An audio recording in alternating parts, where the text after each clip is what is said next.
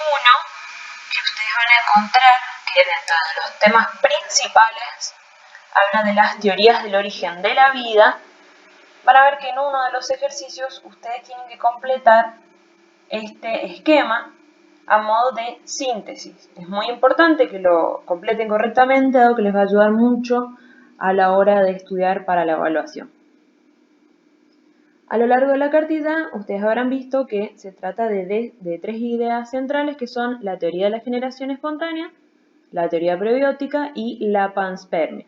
Si lo vemos en orden cronológico, sabemos que la primera es esta y la última esta. Y esta, que es la panspermia, es una hipótesis, no es una teoría. Les recomiendo que vean el video de qué es la ciencia para entender un poco la diferencia entre una y otra. Recuerden que siempre una teoría está avalada por la comprobación mediante experimentación científica. Sin experimentación no hay teoría. Bien, vamos a la primera, que es la de la generación espontánea.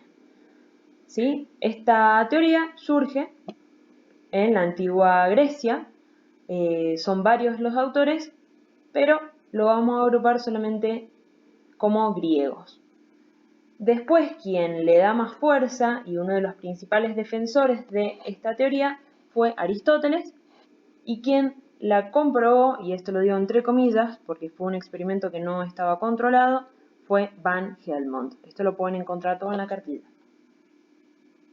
¿Qué explica o qué explicaba esta teoría? Que los seres vivos iban a surgir a partir de materia orgánica. Bien, ustedes ven en varios ejemplos que hablan que surgían ratones de la ropa sucia, del trigo, moscas y gusanos de la carne en descomposición, ¿sí? Eso es materia orgánica. Todos los seres vivos estamos compuestos por materia orgánica. Bien. Entonces, lo que explica la generación espontánea es lo que nosotros vemos acá. Es un resumen, chicos, porque ustedes lo tienen bien en la cartita, pero esto es un ejemplo para que sepan cómo tienen que completarlo. Y esto de acá es muy importante, el cada vez. ¿Por qué? Porque ellos decían que cada vez que aparecía un nuevo ser vivo, por ejemplo, una mosca a partir de carne en descomposición, esa mosca había sido creada, por así decir, por generación espontánea. Es decir, que lo único que se necesitaba era este sustrato de materia orgánica para que surgiera un nuevo ser vivo. Es decir, que cada mosca iba a surgir por generación espontánea. Hoy en día sabemos que eso no es así, pero ¿por qué es que lo sabemos? Y acá es cuando aparecen estos dos señores, Redi y Pasteur, que lo que hicieron fue refutar la teoría de la generación espontánea. ¿Qué significa refutar? Bueno, eso es tarea de ustedes. Pero básicamente es comprobar que esta teoría no es correcta mediante experimentación. Si recuerdan y ven los videos que están en Google Drive, van a ver que Redi es aquel que experimenta con los frascos de carne, deja uno abierto, otro cerrado. Ahí ve él dónde surgen moscas, dónde no. Y Pasteur hace lo mismo, nada más que en vez de hacerlo con moscas, lo va a hacer con microorganismos. ¿Sí? Porque la comunidad científica no se quedó contenta con el experimento de Redi, refutando la generación espontánea, así que Pasteur lo hizo, pero además lo hizo con microorganismos. Entonces, ellos dos, y acá tengo que corregir, ellos dos lo que van a hacer, no va, justamente, esto no va. Es decir, que los seres vivos provienen de otros seres vivos, es decir, la mosca que surgió a partir de la carne en descomposición surge gracias a que anteriormente vino otra mosca y puso huevos en esa carne en descomposición. Esos huevos eclosionaron, formaron larvas, esas larvas después por metamorfosis se transformaron en moscas. ¿Sí? Pero porque antes vino otra mosca. A esto nos referimos con que provienen de otros seres vivos mediante la reproducción. Es decir, que no surgen de manera espontánea a partir de materia orgánica. esto no va. ¿Sí? Volvamos para arriba. Importante los experimentos. Por favor. Bien. A partir de allí, entonces, vamos a saltar a la teoría prebiótica. Pasó mucho tiempo para que nuevos autores se preguntaran entonces cómo es que surge la vida, cuál puede llegar a ser. Estos dos señores, por separado, llegaron a la teoría prebiótica, Oparin y Haldane, y ellos decían que había una tierra primitiva, esa palabrita la vamos a anotar,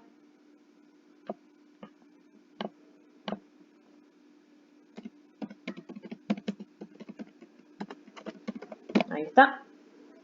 Esto es muy importante porque lo que nosotros llamamos tierra primitiva es como era la Tierra hace millones y millones de años antes de que surgiera el primer ser vivo, ¿sí? Esta tierra primitiva tenía ciertas condiciones que dieron el ambiente necesario para que surgiera el primer ser vivo. Bien.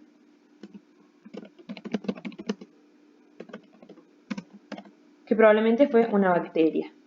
Recordemos que las bacterias son organismos unicelulares y su única célula es procariota, que nosotros habíamos dicho en la cartilla número 0 que eran los organismos más sencillos. Bien, a esto me refería yo con que lo íbamos a usar en la primera cartilla.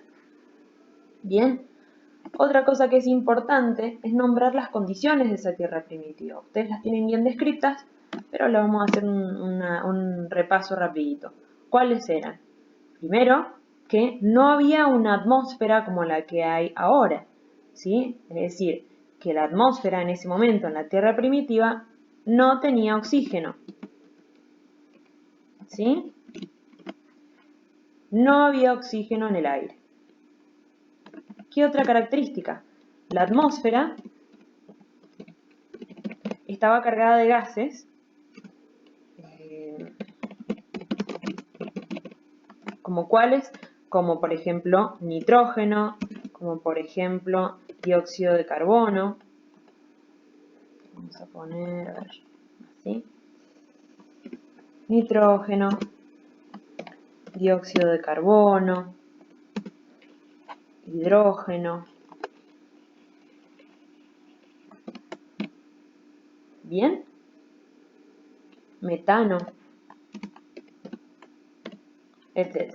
Ustedes las tienen todas en la cartilla. ¿Qué más? Había tormentas eléctricas.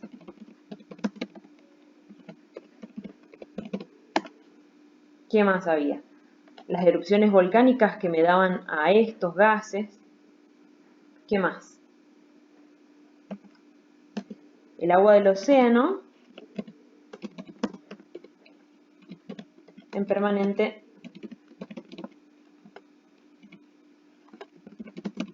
ebullición.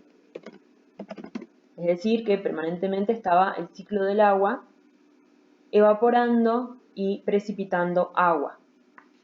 Esto es muy importante porque da la circulación. Y también había radiación solar. ¿Por qué? Porque no teníamos, como ahora, una capa de ozono formada. Esas son todas las condiciones de la Tierra primitiva. Bien, ellos decían que en estas condiciones se iban a formar unas estructuras que nosotros conocemos, que están en la cartilla, y las llama estructuras precursoras. Se me hay una fechita, hoy no se ve nada. Ahí está. Unas estructuras precursoras a las células que son los coacervados o las microesferas. ¿Sí? Esas dos pueden ver la forma que tienen en la cartilla, pero básicamente van a estar compuestas por biomoléculas, otra palabra muy importante, ¿sí?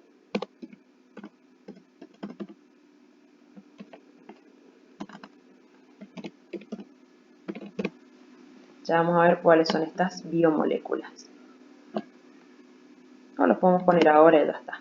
Estas biomoléculas son los hidratos de carbono,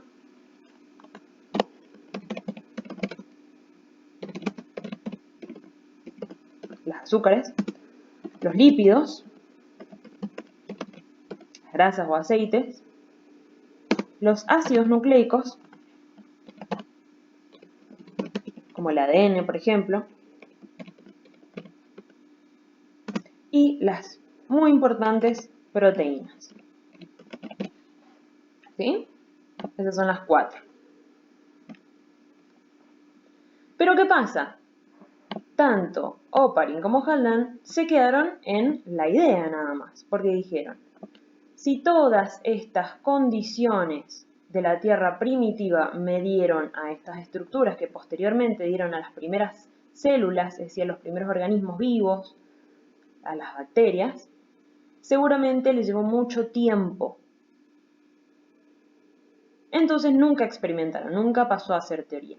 Recién pasa a ser teoría, la prebiótica, ¿sí?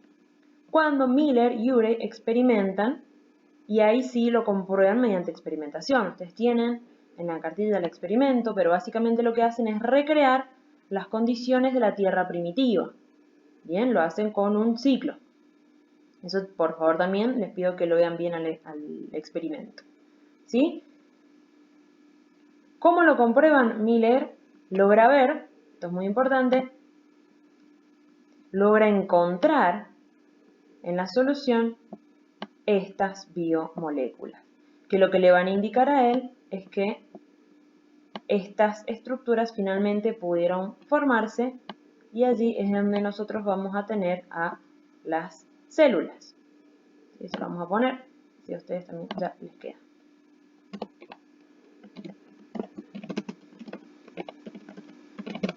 Posteriormente, ustedes saben que estas células procariotas, a través de un proceso llamado endosimbiosis, van a evolucionar a células eucariotas y a partir de allí evolución en todos los demás seres vivos. Bien, lo que me estaría quedando entonces es la panspermia, que como dijimos, y lo vamos a aclarar bien acá, es una, vamos a cambiar el color, es una hipótesis. Cuidado con eso. Y acá simplemente tienen que poner lo que dice la panspermia, es decir, que la vida proviene del espacio, de cualquier otro lugar en el espacio. Bien, lo que interesa de esto es decir por qué, como la hipótesis no fue planteada, no se acepta. Hoy en día podemos quizás ser un poco más abiertos y pensar que también pueden ir por este lado. ¿Por qué? Porque en el universo todos los cuerpos están hechos a partir de la misma materia. ¿Sí? Algo más importante a destacar en este esquema es que si nosotros queremos comparar la teoría de la generación espontánea y la teoría prebiótica, hay varios puntos de interés a destacar. Fíjense que una de las cosas importantes que decíamos es que en la generación espontánea los seres vivos surgen a partir de materia orgánica. En el caso de la teoría prebiótica, lo que tenemos acá, estos gases, el agua, son sustancias inorgánicas. Sustancias orgánicas, sustancias inorgánicas. Bien, esa es una de las grandes diferencias. Otra de las grandes diferencias es que, en este caso, yo les remarqué más temprano que cada vez que surgía un nuevo organismo lo hacía a través de la generación espontánea. En este caso, Oparin y Haldane lo que dicen es que con que haya ocurrido esto solo una vez, ¿sí?, que se hayan encontrado en el agua todas estas biomoléculas formando estas estructuras, con que haya ocurrido una sola vez nada más que dio una célula procariota, el resto es evolución. Es decir, que no tiene que pasar cada vez que surge un organismo vivo. Con que haya ocurrido una sola vez, se haya formado una célula una única vez, el resto fue evolución. Esa es una de las grandes diferencias. Bien. Les dejo ahí entonces el esquemita.